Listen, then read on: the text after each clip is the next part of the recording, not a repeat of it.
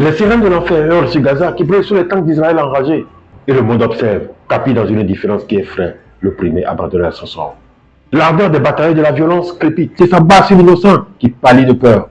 Au même moment, la foule gémit dans un décor bleu pourtant clame de silence. Quand les bulldozers militaires du précipice artirent l'artifice mortel de la tyrannie, le Messie en retard, piètrement drapé d'une soutane ceinturée d'hurlements à l'aide, chansonne dans un frêle enthousiasme l'oraison funeste qui ensevelit l'espoir égaré. Quand les fossoyeurs éhontés égrenent sans répit les cadavres de leurs orgueils, la main entachée du ravisseur souffle arbitrairement la voix du criant engagé. Et le chaos s'empresse de conclure la forfaiture acclamée des agresseurs déchaînés. Et chacun se tait. Chacun se tait et tout baigne dans le sang de la victime qui hurle et qui s'écroule. Parce que la force est désormais imposée comme unique alternative à la paix, méprisant et dédaignant le dialogue qui pourtant se propose sans contrepartie.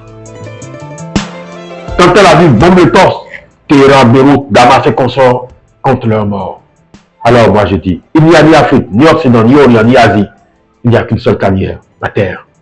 Il n'y a ni noir, ni blanc, ni jaune. Et d'ailleurs, de toute race, il ne reste que l'humanité. Notre unique patrimoine, que la terreur des gendarmes du monde outrage avidement. C'est pourquoi nous devons dire non. Oui, dire non à ce qui n'est pas bon. Et la guerre, de la Palestine en Ukraine, du Liban à la Syrie, du Congo en Iran et même en Israël, la guerre, où qu'elle soit et quelle qu'elle soit, c'est clair, ce n'est pas bon. C'est pourquoi moi je dis, sympathie à la paix, résistance à la guerre. Et toi, que dis-tu? Car notre indifférence étaye nos errances.